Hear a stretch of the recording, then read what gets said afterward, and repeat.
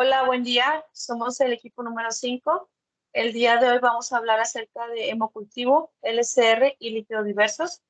El equipo está conformado por Araceli Bustos, Cristian Cerda, Iván Cerda, Diego de Jesús Correa, Mireya Olivares, Emanuel Ortiz, Osiel Sánchez y una servidora, Vianney Martínez. Ok, vamos a empezar con el primero, que es Pseudomonas aeruginosa. Bueno, primero que nada, pues ya sabemos que es de la familia Pseudomonaceae. Se trata por especies de vida libre que habitan en suelos y aguas estancadas. Algunas pueden colonizar el tracto gastrointestinal y respiratorio de varias especies de animales y de los humanos. Pueden constituir es uno de los mecanismos que constituye lo que es la neumonía asociada a ventilación mecánica. Siguiente, por favor. Algunas características es que pues, es un bacilo gram negativo móvil, aloestricto, es una oxidasa positiva, no fermenta la glucosa, produce brillo metálico y olor a dulzón. La principal causa de males nosocomiales. Su temperatura óptima de crecimiento o multiplicación es de 36 grados centígrados y es resistente a muchos antibióticos. También puede sobrevivir meses en superficies secas y objetos inanimados. Siguiente, por favor. Bueno, su epidemiología, de acuerdo a la OMS, la prevalencia de esta infección en países desarrollados es de 7.6 infecciones por cada 100 pacientes. En tanto, las naciones en desarrollo se sitúan de 15.5 infecciones por cada 100. Su frecuencia oscila en los países como España y Estados Unidos en un 25%, Estados Unidos y España el 10%. Estas variaciones obviamente van a variar de acuerdo al tipo de hospital, área geográfica, tipo de servicio, tipo de paciente y el patrón de uso de antibióticos. Esto dependerá también mucho de la epidemiología de cada hospital. Teniendo en cuenta los datos anteriores, pues se puede decir que Pseudomonas aeruginosa es la segunda causa de infección global, sin tener en cuenta el porcentaje de alguna sensibilidad. Siguiente, por favor. Su patogenia. Bueno, existen 27 factores de virulencia, incluyendo toxinas, enzimas extracelulares, componentes de la superficie que intervienen en la patogenia. El pili le va a permitir adherirse a las células epiteliales y multiplicarse liberando factores de patogenicidad, mientras que los flagelos van a permitir la motilidad y son inmunogénicos. Otros también está, por ejemplo, la elastasa, la proteinasa, leucocidina, lipasa, fosfolipasa C y la esotoxina. Bueno, ¿qué infecciones o qué pacientes son los que pueden presentar este tipo de bacteria o este tipo de enfermedad? Bueno, primero que nada, pues son los pacientes inmunodeprimidos, pacientes que presentan algunas quemaduras, personas sometidas a traqueotomía, funciones lumbares, dilataciones uretrales, etc. Diabéticos y pacientes con fibrosis quística. Su cuadro clínico, bueno, aquí lo dividí en dos, por ejemplo, en pacientes que tienen endocarditis o sometidos a trasplantes por inserción de válvulas, pacientes con fibrosis quísticas que puede provocar destrucción progresiva del parénquima pulmonar y ocasionar la muerte.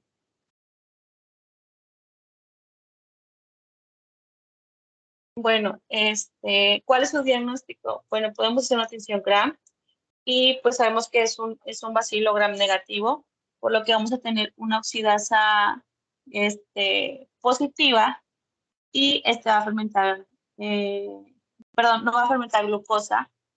Y como ya les había comentado, puede tener algunos pigmentos como son el color azul o amarillo y pues así vamos a identificar también más esta bacteria por su pigmento.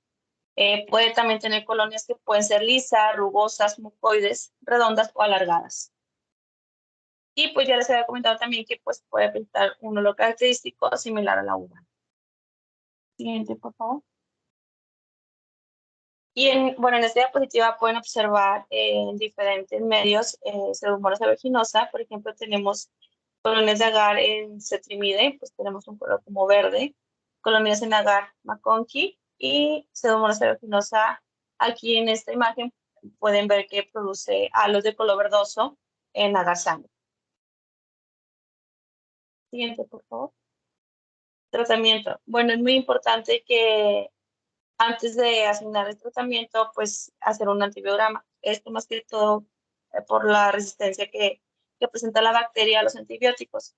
En general, para el tratamiento para cepas MDR se recomienda empezar con ceflotoxazón nasotacta, y para pacientes que son presentan una parresistencia que es a todos los antibióticos, pues la elección sería polimixinas o también conocidas como colicistinas.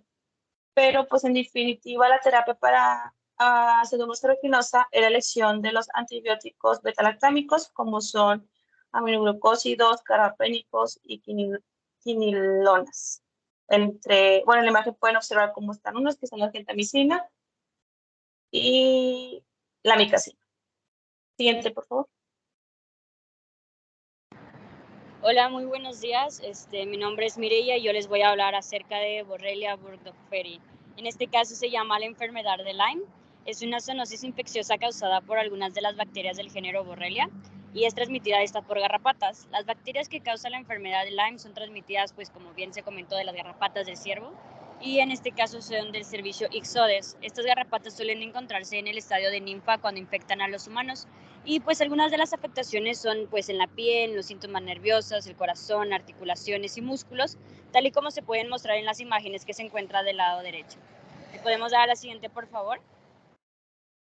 Bueno, en cuestión de su etiología, pues son espiroquetas, ¿verdad?, altamente móviles, debido a que tienen flagelos periplásmicos en todo su alrededor. También son anaerobios, son gram negativos, cuenta con alto contenido de adenina y timina dentro de este. Podemos dar a la siguiente, por favor.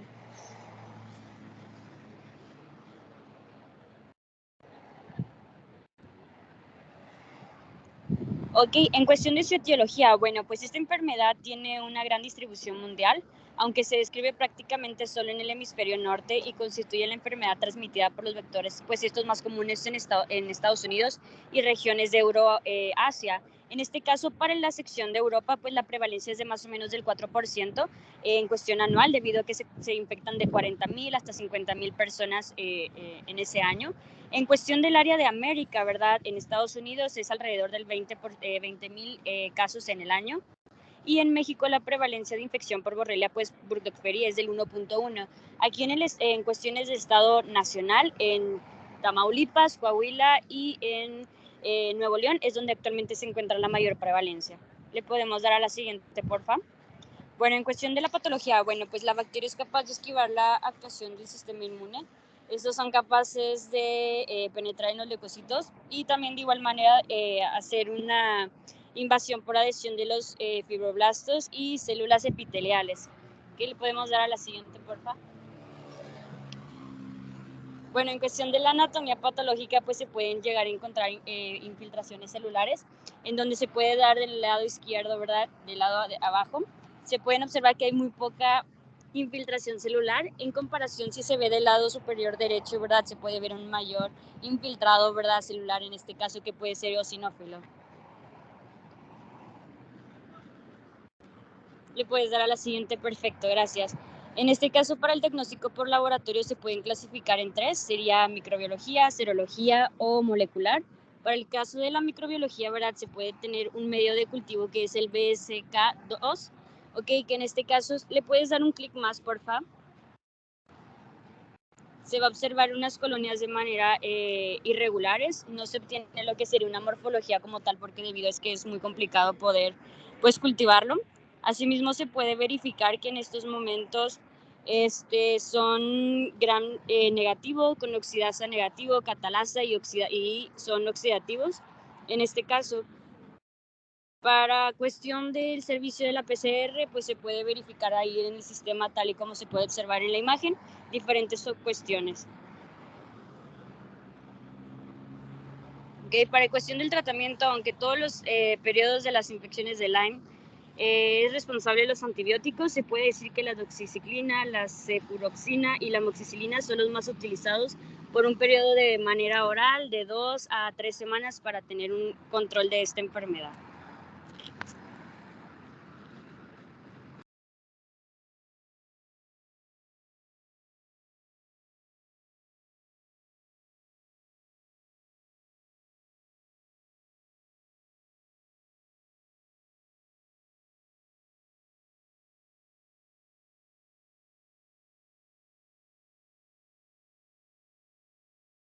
Buenas noches, compañeros. Yo les voy a hablar sobre Neisseria meningitidis, el cual es un meningococo, conocido como meningococo, y es un diplococo gram negativo, aerobio, y el 10% de los adultos son portadores en la nasofaringe, y puede causar meningitis o enfermedad meningocócica o sepsis, y es la principal causa de meningitis bacteriana en niños y adultos jóvenes.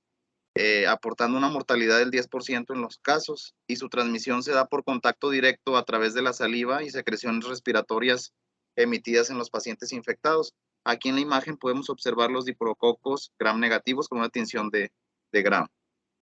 Siguiente. Muy bien. En cuanto a su etiología, es un microorganismo oxidasa positivo, es un microorganismo exigente, ya que se cultiva en medios muy enriquecidos porque la capacidad metabólica del mismo no es muy completa.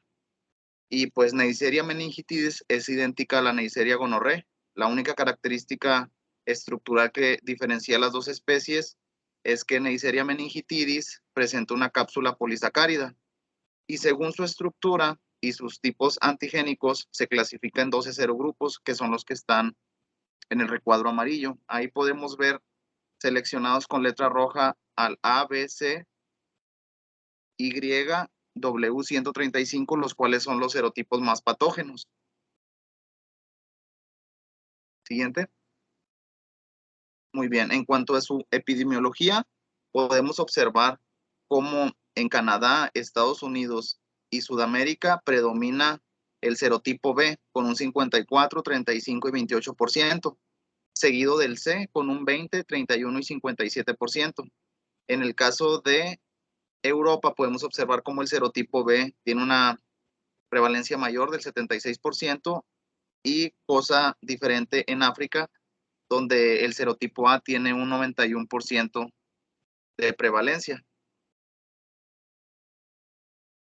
Muy bien. Y en el caso de México, podemos observar cómo desde 1990 hasta el 2004 han habido casos reportados, pero son menores.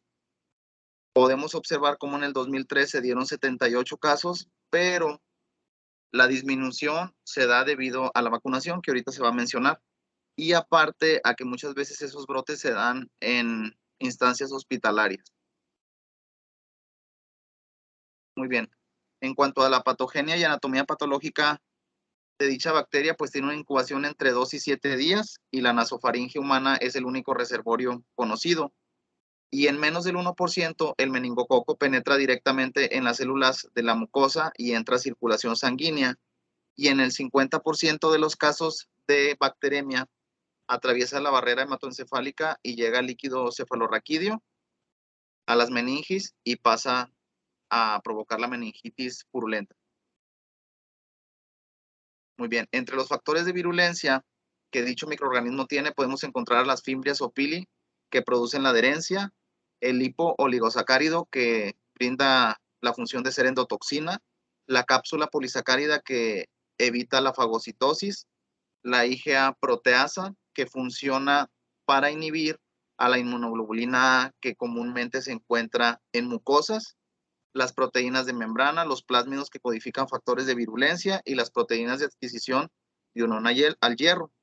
Y bueno, después del ingreso y la replicación en el sistema nervioso central, su pared libera componentes en el espacio subaracnoideo. Aquí nosotros podemos ver en la imagen inferior las meninges, que está compuesta por 3 capas: la duramadre, aracnoides y pia madre. Y podemos observar cómo en el espacio subaracnoideo la bacteria libera sus factores de virulencia, el organismo humano reacciona, se produce una inflamación y pues es lo que ocasiona toda la sintomatología de meningitis.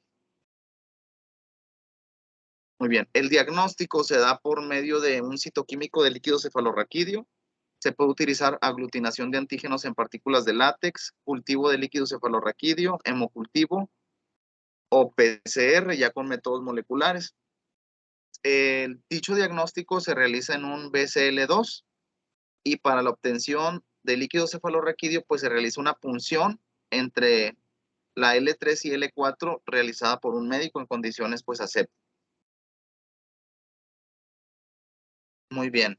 Aquí nosotros podemos observar cuáles son las características de un citoquímico, que es lo primero que el médico pide para descartar si la infección ya sea es viral o es bacteriana, en caso de la meningitis. Bueno, el aspecto, en caso de que sea una meningitis bacteriana, es turbio. La tinción de Gram nos va a dar mucha orientación. En caso de ver diplococos Gram negativos, como se observan en la imagen, pues nos indica que es Neisseria. Si hay diplococos Gram positivos, pues son streptococos. Y si son bacilos Gram negativos, se puede tratar de Haemophilus. Y en cuanto a las células, nosotros si vemos arriba de 10 células sobre milímetro cúbico, pues nos indica que es un cultivo positivo. Si la infección es bacteriana, ¿qué vamos a ver? Vamos a ver polimorfonucleares. Pero si nosotros vemos mononucleares, entonces eso nos va a indicar que es una infección viral. Las proteínas va a haber arriba de 100 miligramos sobre decilitro. En la glucosa va a haber abajo de 40 miligramos sobre decilitro. ¿Por qué va a disminuir la concentración de glucosa en el líquido cefalorraquídeo? Porque al haber microorganismos, estos van a ocupar la glucosa, la van a metabolizar y pues va a bajar en su concentración. Y pues el cultivo va a resultar positivo. Muy bien. Aquí en el diagnóstico se realizó esta lámina con la idea de mencionar cómo es que se da un diagnóstico en sí de una muestra de líquido cefalorraquídeo. Aquí el detalle es que el líquido cefalorraquídeo pues es una muestra muy valiosa, de difícil obtención, y inmediatamente llega al laboratorio, se trabaja con todo el equipamiento que nosotros tengamos.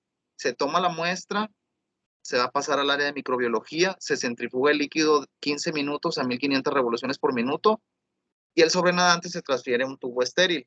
¿Por qué centrifugamos? Porque muchas veces en el caso de la meningitis van a haber muy poca concentración de bacterias. Entonces al centrifugarla, pues las vamos a concentrar. Se realiza el citoquímico y el citoquímico, pues la principal orientación que nos va a dar, pues es los diplococos Gram negativos y presencia de leucocitos polimorfonucleares. Ya con eso nosotros sabemos que la infección es bacteriana y descartamos lo viral. Se puede realizar también una tinta china. La tinta china nos va a poner de manifiesto la cápsula bacteriana que tiene Neisseria meningitidis y con unas gotitas de líquido cefalorraquídeo se va a inocular caldo tioglicolato, esto con el fin de enriquecer para cultivos posteriores. Y nosotros vamos a sembrar en agar sangre con ácida, esto para recuperar si hay una bacteria positiva, Gram positiva, el MB o el McConkey, esto para ver si llegara a haber una enterobacteria, y el agar chocolate. Aquí el medio específico para el aislamiento de Neisseria meningitidis es el agar Thayer-Martin, que es un medio con características de enriquecimiento especiales, porque la bacteria, como lo mencionamos, es muy exigente. Pero usualmente cuando llega una muestra de líquido cefalorraquídeo, ¿qué es lo que vamos a hacer? Sembrar en agar sangre, en McConkey y en chocolate. ¿Esto para qué? Pues para abarcar todo el espectro de bacterias que pudieran haber. Muy bien. Muy bien, entonces, ¿cuáles son las condiciones de incubación de los medios que vamos a emplear? Bueno, el agar sangre, chocolate y Thayer-Martin, en caso de que lo llegamos a tener, van a ser a 37 grados Celsius con dióxido de carbono al 5-10%. Esto es muy, muy importante para que se pueda dar el crecimiento de Neisseria. El caldo tioglicolato se cultiva en aerobiosis a 37 grados Celsius y la ácida de sodio, McConkey o MB, que es para buscar alguna positiva o negativa, pues es en aerobiosis a 37 grados Celsius. Aquí se debe revisar cada 24 horas las placas para observar el crecimiento y se reporta como cultivo negativo cuando después de 72 horas ya no nos creció nada. Muy bien. ¿Cómo vamos a ver las colonias? En el agar sangre se van a ver colonias convexas brillantes, elevadas y transparentes u opacas con un diámetro de 1 a 5 milímetros. Aquí podemos ver cómo se da el crecimiento en agar chocolate y en agar sangre.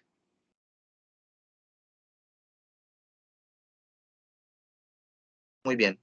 Y aquí podemos observar cómo se da el crecimiento en el medio chocolate y en el medio Thayer Martin. Como les mencionaba, el Thayer Martin es un medio, es como si fuera el agar chocolate modificado.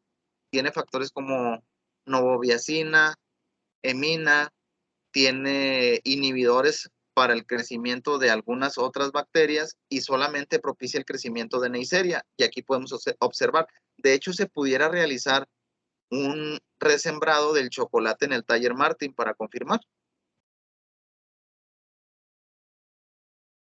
Muy bien, entonces, ya que se dio el crecimiento de Neisseria meningitidis, pues vamos a ampliar las pruebas bioquímicas para diferenciar de las otras especies de Neisseria. En el caso de oxidasa, pues va a ser una prueba positiva, así como se observa en la lámina con el color morado.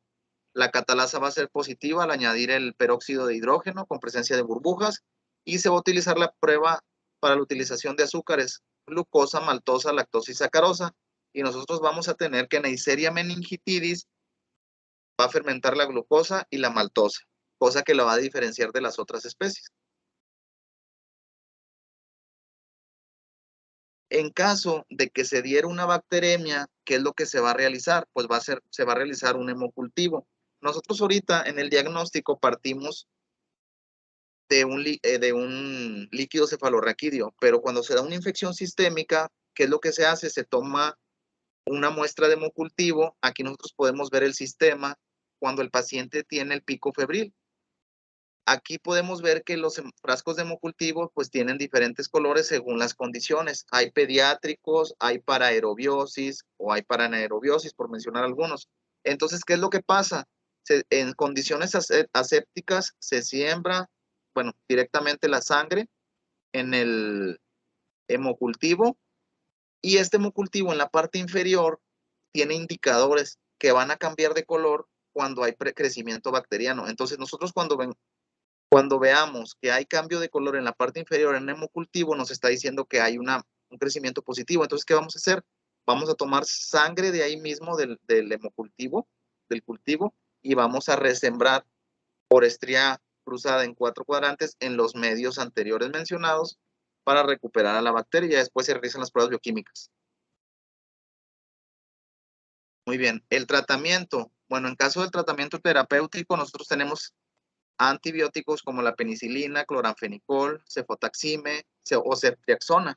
Pero pues aquí hay que ver que los antibióticos van a variar en función pues de la farmacoresistencia que tenga la bacteria y pues se tiene que realizar un antibiograma.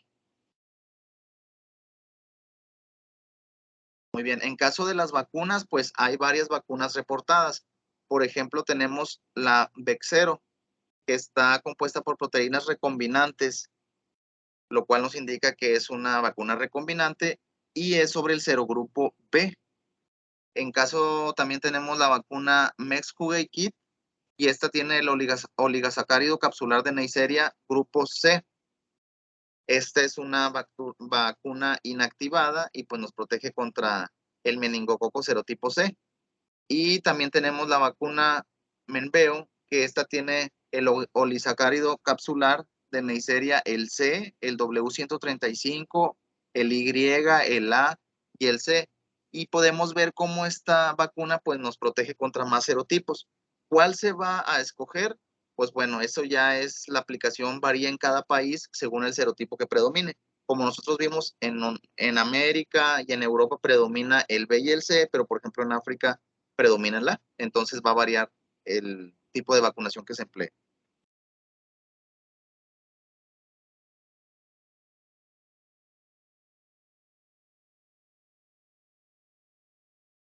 Buen día, yo soy Osiel Sánchez y les voy a hablar sobre el género de Serratia spp y voy a estar hablando un poco sobre la especie de Serratia mercescens. Bueno, Serratia es un bacilo gram negativo. Va a producir infecciones en los pacientes con inmunidad disminuida, y esta va a ser una bacteria oportunista. Y pues ahorita voy a explicar por qué va a ser oportunista. Siguiente, por favor. Bueno, un poco de historia. El género de Serratia se descubrió en 1823 por Vicio. Al principio se decía que era un saprófito, y pues ya en la actualidad pues se ve que no, que es de las bacterias que pues va a dar infecciones en los hospitales.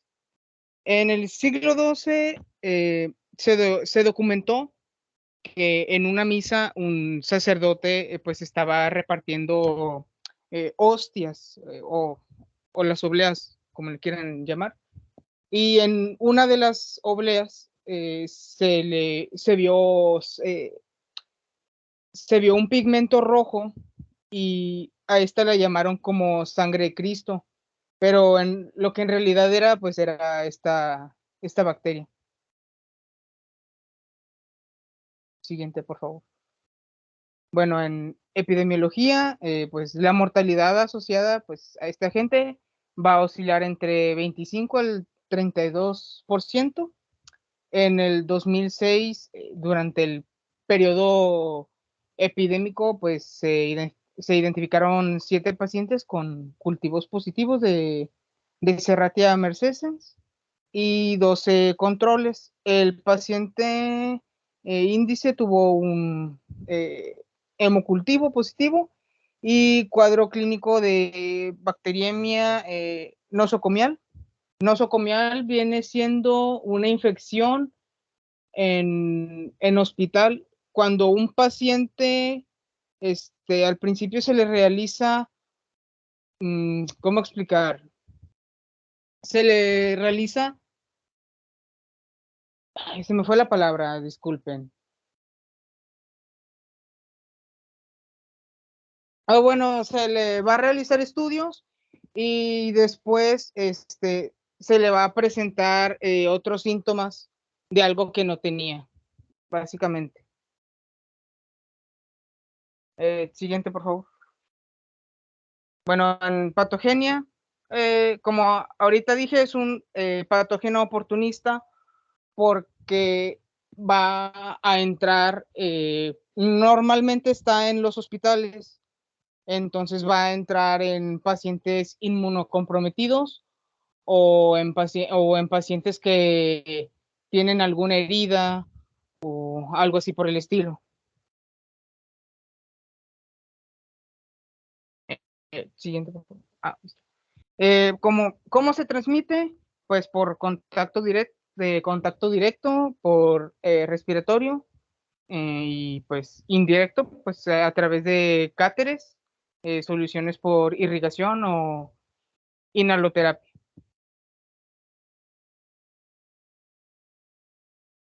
Signos y síntomas, pues puede provocar conjuntivitis, en la piel, se puede inflamar la zona en donde entró la bacteria, básicamente. Aquí podemos ver una imagen en donde está muy inflamado la zona. Va a provocar infecciones en los riñones, lo que es vías urinarias, infecciones respiratorias. Siguiente, por favor. El diagnóstico, pues para confirmar esta bacteria, los médicos van a tomar una muestra de esputo en secreciones pulmonares. Va a ser sangre, orina y tejidos infectados. Y la muestra se va a teñir con tinción gram, pues va a ser gram negativo. Va a ser de color rosado. se va a cultivar y se va a examinar al microscopio. Y pues estas bacterias pueden identificarse con facilidad con un pigmento de color rojizo. Aquí podemos ver pues en la placa Petri. Siguiente, por favor. Aquí está un diagrama, pues se va a hacer tinción gram, va a ver que es gram negativo, va a ser oxidasa negativo, en agar McConkey va a fermentar la glucosa y por ende se va a ver un pigmento rojo. Va a haber de 2 a 25 grados centígrados, va a producir un pigmento de color rojo. Entonces aquí se podría identificar o Serratia o Shigella. Y también es que no produce ácido sulfúrico y pues también va a producir un pigmento rojo y ahí se va a identificar solamente como Serratia. Bueno, en pruebas bioquímicas, en el citrato de Simmons va a salir positivo, en urea va a salir positivo, pero a lo que yo vi es que puede variar porque en unas también sale como negativo. En RM es igual, pero aquí sale negativo, pero también puede variar porque vi en unas que sale positivo. En el SIM sale positivo, en LIA sale positivo, en el mío positivo, en el malonato sale negativo, en el Bogus Prosker sale positivo y en el Indol va a salir negativo. Bueno, como tratamiento se les van a dar a los pacientes 3 antibióticos, que es carbapenem, sin albur, cefepima y este último que es piperacilina con tazobactam. Esto es más cuando la infección es más grave. Y no pude, bueno, a lo que yo estuve leyendo, no encontré vacunas. Bueno, sigo yo, que en este caso yo vengo a hablarles sobre lo que son las riquecias. En sí, como introducción, tenemos que lo que es el género Rickettsia está constituido por diferentes especies de bacterias que son gram negativas, que son parásitos intracelulares obligados y los cuales son, que en sí en su mayoría es una enfermedad zoonótica. Bueno, y que esta, por lo mismo que es zoonótica, es transmitida por lo que por las garrapatas y que sus huéspedes pues son el ser humano. La importancia que tiene es de que en estas bacterias radica su capacidad para poder producir lo que son nuevos brotes de la enfermedad y por lo sencilla que es la infección, que es pues que es una patogenia que en sí todos nos podemos infectar al tener mascotas. Y que en el mundo se vio que en Centroamérica en el año 1941 se presentó en un brote de tifus en México y hubo 1,166 muertos, donde el estado más afectado fue Nuevo León. Y después hubo otro brote ya en el mundo, hubo un brote aquí mismo también en Galeana en 1963 y pues fue ocasionado por lo que son por las garrapatas Rhizocephalus sanguineus y Amplatgoma cangemnensis. En epidemiología tenemos que la mortalidad asocia a este género, a este agente asocia entre el 25 y el 32%, y que en el 2006, en este periodo, se encontraron 7 pacientes de cultivos positivos por S. marcocensis y 12 controles, en lo cual el paciente índice tuvo un hemocultivo positivo y un cuadro clínico de bacteriemia nosocomial seguido por un caso de vermiticulitis con un cultivo positivo para S. marcensis, en lo que eso fue el líquido cefalorraquídeo, y los otros casos que tuvieron aislamiento con procultivos. En lo que es la epidemiología, en riquecias se utilizan como vectores a los que son los insectos, que son los artrópodos hematófagos, como lo que son las garrapatas, las pulgas, los piojos y el hombre, que suelen ser los huéspedes accidentales. En sí, la incidencia de esta enfermedad ha aumentado en las últimas décadas por los últimos síntomas, que son notablemente inespecíficos, porque en sí, como ya lo mencioné, como en cualquier persona que tenga animales, que tenga perros, gatos o cualquier animal con pelaje, con algún pelaje, se le pueden pegar lo que son las garrapatas y nos pueden infectar a nosotros también. Y precisamente un ejemplo es de que incluso en áreas donde la incidencia es alta, de lo que es un 60-75% de los pacientes de riqueza reciben diagnósticos de diferenciales en su primera visita al médico. Esto quiere decir que también la riqueza se puede confundir con otras enfermedades.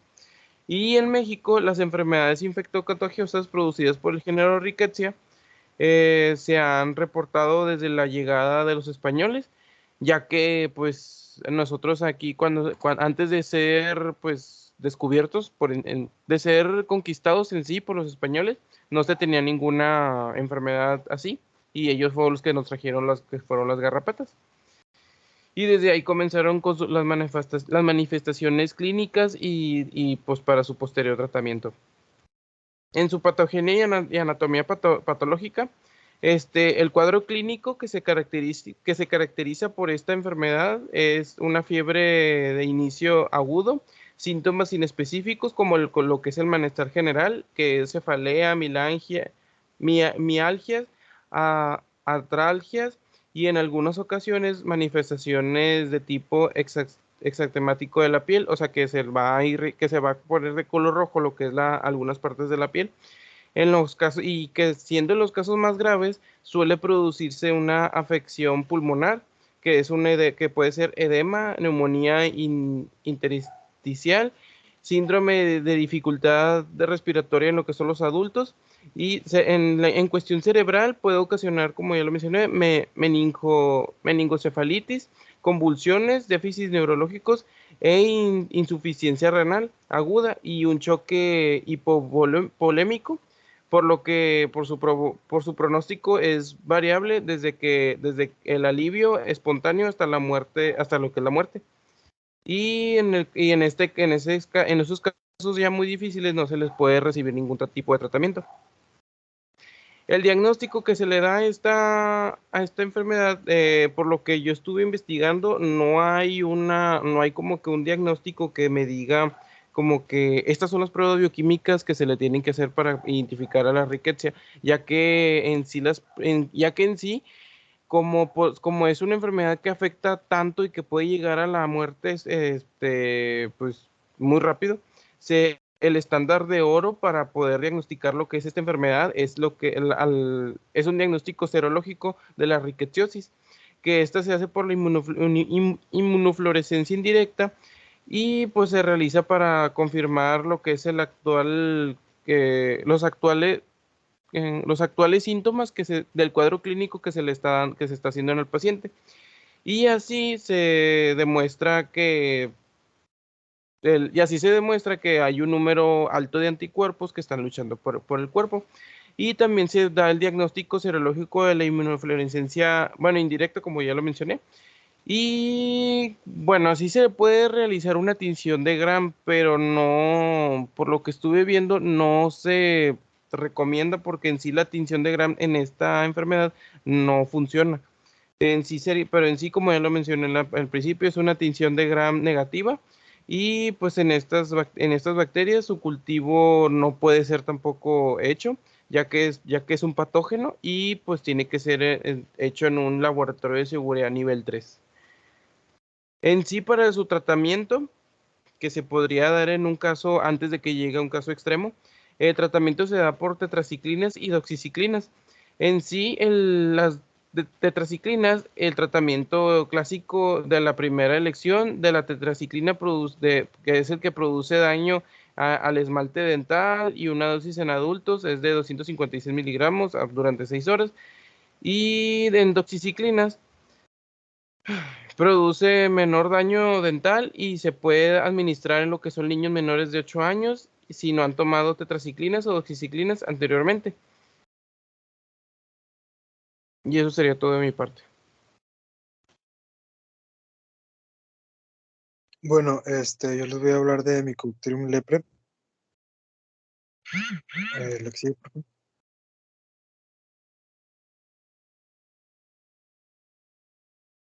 Bueno, les voy a dar una breve introducción acerca de esta. Y bueno, tenemos que es un bacilo que fue descubierto en el siglo XIX por el noruego Gerard Hansen. Y bueno, las manifestaciones clínicas histopatológicas pues dependen de la capacidad inmunológica del paciente, ya sea en el momento de la infección o en el desarrollo de la misma. La que sigue. En su etiología tenemos que es un bacilo pleomorfo, intracelular obligado, nunca ha podido ser cultivado in vitro, mide aproximadamente de 0.3 por 7 micras. Su genoma está compuesto por 3.7 megabases que pues lo convierten a su vez en la microbacteria más pequeña del género, y su temperatura óptima de crecimiento son los 30 grados centígrados. La que sigue.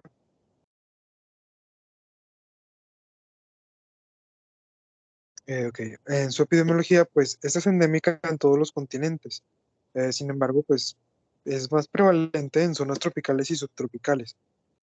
Donde hay más prevalencia, pues es en la India y en Brasil, con un 80% de la carga mundial de la que sigue. Ok, en su patogenia, pues bueno, clínicamente la lepra puede parecerse más bien a muchas patologías dermatológicas y neurológicas, pero generalmente se presenta con lesiones anestésicas en la piel y engrosamiento de los nervios periféricos.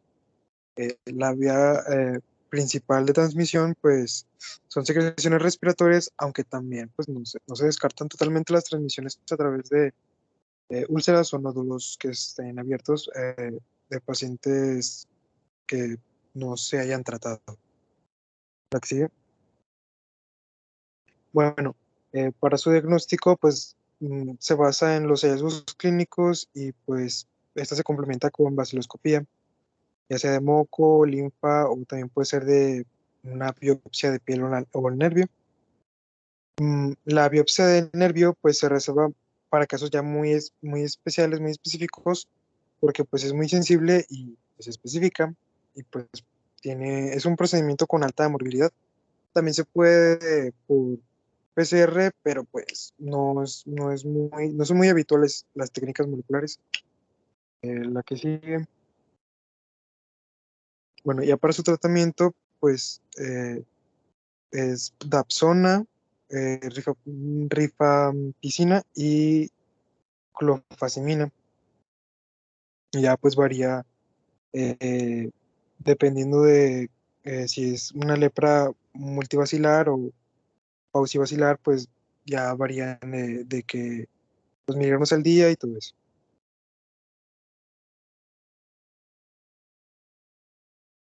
Bueno, yo les voy a hablar sobre el género Enterobacter. Y bueno, las bacterias de este género tienen una forma bacilar, son gram negativos y se encuentran distribuidos en la naturaleza. Los podemos encontrar ya sea en el suelo, en el tracto gastrointestinal de humanos y como parte de la microbiota de animales e insectos. La siguiente, por favor. En cuanto a su epidemiología, tenemos que estos microorganismos se encuentran como comensales en el medio ambiente. Diversos estudios han responsabilizado a las manos del personal, dispositivos médicos contaminados, así como a los instrumentos utilizados en hospitales como fuentes de diseminación. Además, las infecciones adquiridas en la comunidad incluyen infecciones urinarias, piel, tejidos blandos y heridas especialmente traumáticas. La siguiente, por favor.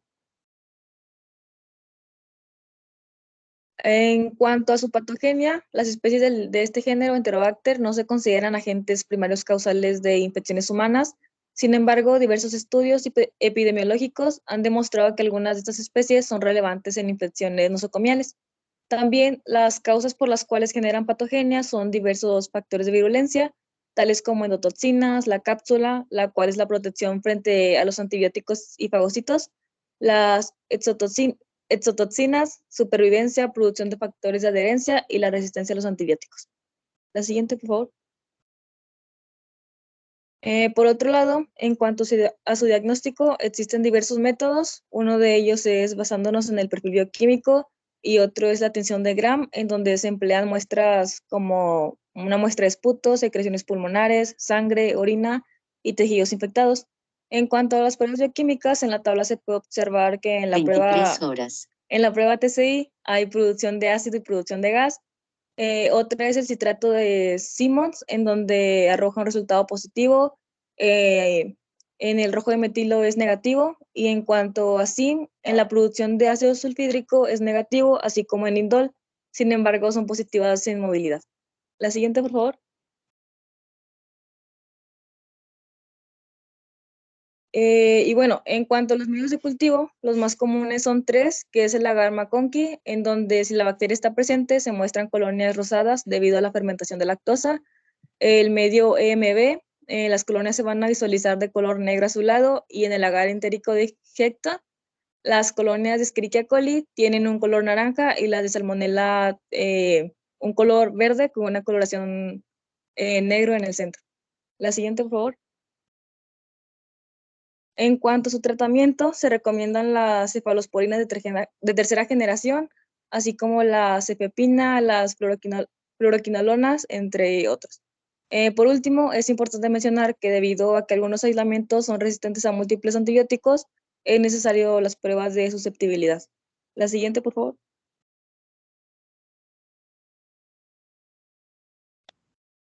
Bueno, aquí continuamos con el caso clínico. Es un caso de Neisseria meningitidis. Es un caso clínico de infección a múltiples órganos. Bueno, inicialmente tenemos a un paciente de sexo femenino de 9 años de edad, sin antecedentes previos patológicos, con esquema de vacunación completo y alérgica a la penicilina. Inició cuadro de rinofaringitis con 7 días de evolución, destacando tos productiva, rinorea e ilianina. La madre refirió que durante la madrugada del día de su traslado al servicio de urgencias, la paciente presentó fiebre no cuantificada, hiporexia, vómito, distrés respiratorio y la presencia de múltiples moretones en la piel. El diagnóstico inicial fue neumonía, deshidratación y púrpura en estudio. El manejo inicial estuvo constituido por ayuno, líquidos, reposición y mantenimiento, ceftriaxona y metamizol. Solicitaron análisis en los laboratorios y rayos X. La fiebre incrementó a 40 grados centígrados. Se presentaron crisis convulsivas generalizadas, las cuales se dieron con la administración de diazepam. Además de los diagnósticos mencionados previamente y la asociación de fiebre con crisis convulsivas, se sospechó que hubiera la presencia de sepsis y de una muy remota posibilidad de meningitis por Neisseria meningitidis. Bueno, y aquí podemos pues observar lesiones en la piel de 6 a 8 horas de inicio. Pues en el caso de la imagen izquierda pues es hombro, en la imagen de la parte derecha pues es el brazo y pierna izquierda. Bueno, se realizó una punción lumbar para obtener líquido cefalorraquídeo, el cual se reportó turbio con una celularidad de 352 milímetros cúbicos, de los que 20% eran mononucleares y 80% polimorfonucleares. La glucosa fue de 3 miligramos sobre decilitro, proteínas de 416 miligramos sobre decilitro, cloro de 116 mQ, DHL de 415 unidades internacionales sobre litro. Asimismo, la tinción de Gram mostró diplococos negativos. El tele de tórax presentó infiltrado basal izquierdo. Fueron sorprendentes estos hallazgos de laboratorio, ya que la paciente había sido completamente sana. Del 5º al 9º día de EH, la paciente se mantuvo con febrícula de 37.7 grados centígrados, hasta que alcanzó cifras de 38.5 grados centígrados. Pues aquí sospechamos que hubiera la presencia de germen nosocomial, por lo que se tomaron muestras para policultivo, faringe, sangre, excretas y lesiones dérmicas, como se puede apreciar en la figura 3 y 4. Se decidió emplear un nuevo esquema antimicrobiano, vancomicida y piperacilina tazobactam. 48 horas después de este nuevo esquema antimicrobiano, la fiebre cedió.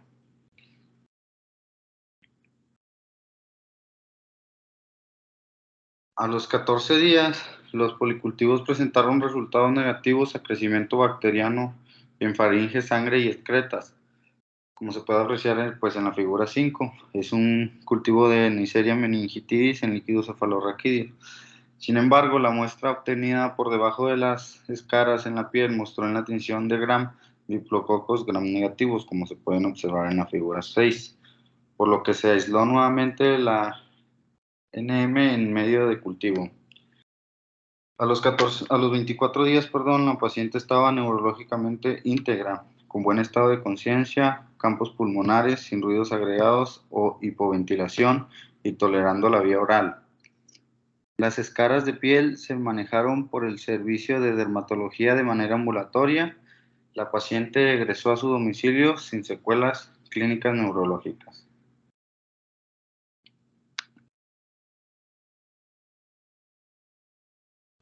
Bueno, y pues esta fue la literatura consultada.